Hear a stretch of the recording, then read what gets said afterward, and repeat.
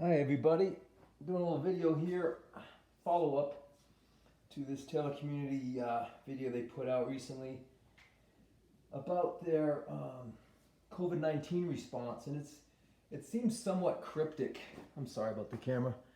I'll fix this now. You gotta see this guy, old Mr. Flaherty on the left. It seems kind of cryptic in a sense that I don't know what this serves the purpose of this video other than maybe trying to cover their ass in a situation if someone does come down with COVID-19 and try to portray themselves as doing everything they could to avoid an infection coming into their campus. The timeline I have, if anyone needs it, please contact me and I will give it to you. I'll go over a little bit here. I'll let them talk a little bit and we'll go over some of the details. Hi, welcome to Taylor Community.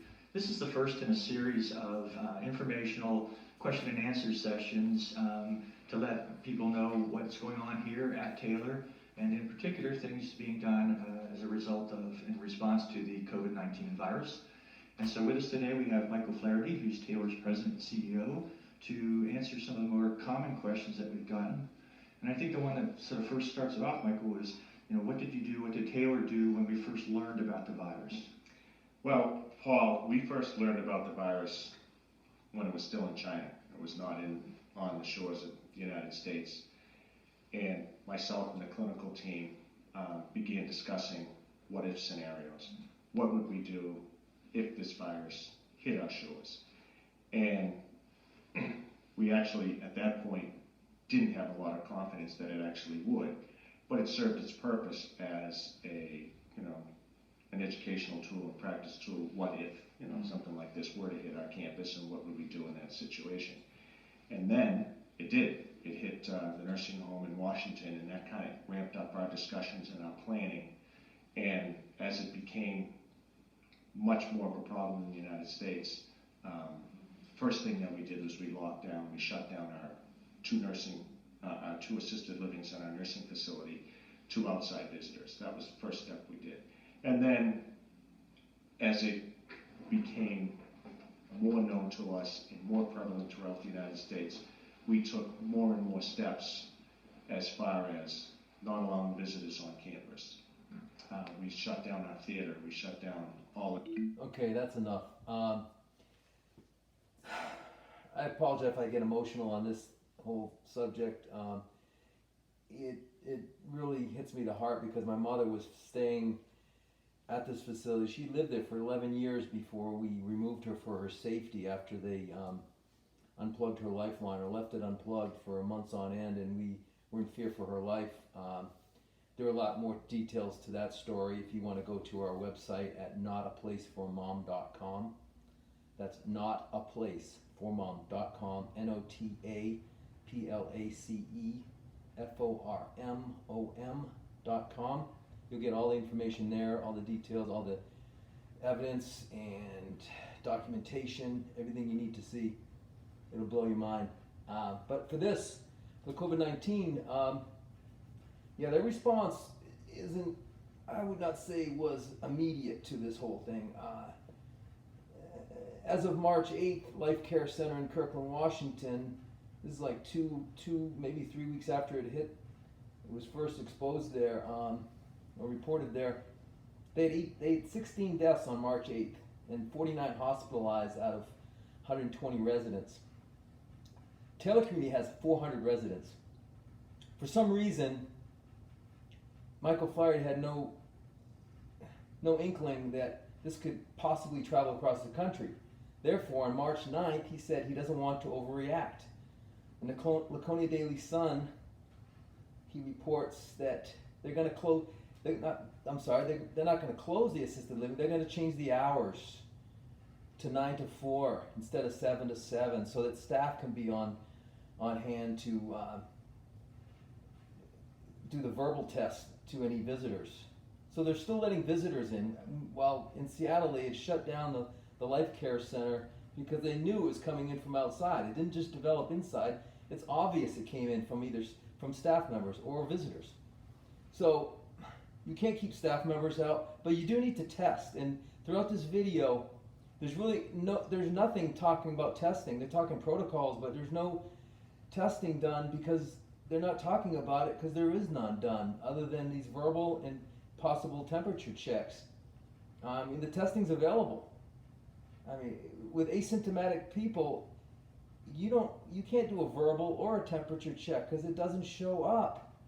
I'm no expert, but these people are in charge of taking care of 400 elderly people, and there is no sense of urgency there at all.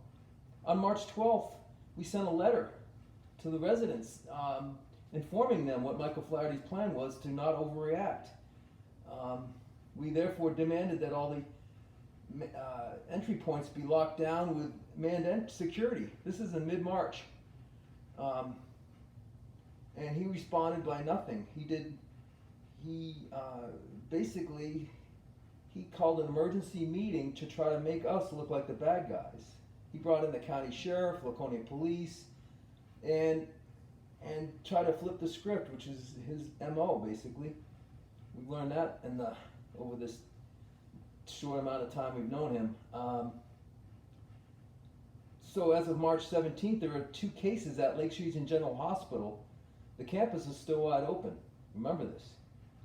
March 18th, Life Care reports 37 deaths and a total of 129 cases. That includes staff members. So basically the whole place was infested. Pretty much everyone going through there.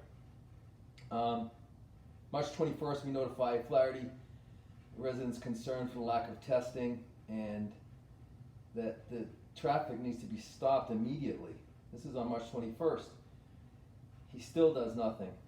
March 26th, we sent another letter to the residents informing them of the lack of security in the property, and we're trying to get it done. He puts a sawhorse barrier. That's his idea of security at the front gate. A sawhorse barrier with a sign that says, "Please don't enter if you're not a resident," basically. Here's a black and white picture if you can see it, but it's pretty much a joke. Pretty much a joke. We're sending email after email trying to get this guy to do something. April 3rd, we do another urgent demand for the residents that they want the front gate secured, and with manned security. Finally, he puts someone in. He puts basically one of his maintenance workers, which is their security of date on that campus.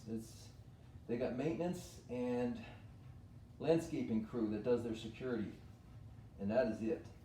So other than a guy there, I believe he's there 24 hours. I don't live there right now, so I'm not keeping track of that, but I do have people that are.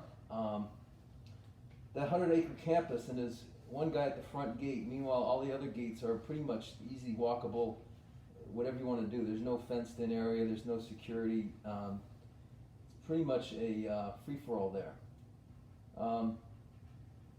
So he waited over a month to shut the facility down to traffic. It wasn't the first thing he did, it was the last thing he did. So this misinformation that Flaherty's trying to put out through this video, there must be some underlying reason for it. I'm not sure what it is. I'm sure this video will be deleted. His video will probably be deleted and replaced with some kind of a redo and put in all this testing protocol that they did and all that. But my video is just to inform people about what is actually going on there and dispel any of the misinformation, I'll say, that he's trying to put out. Until then, everyone stay safe. See you on next video.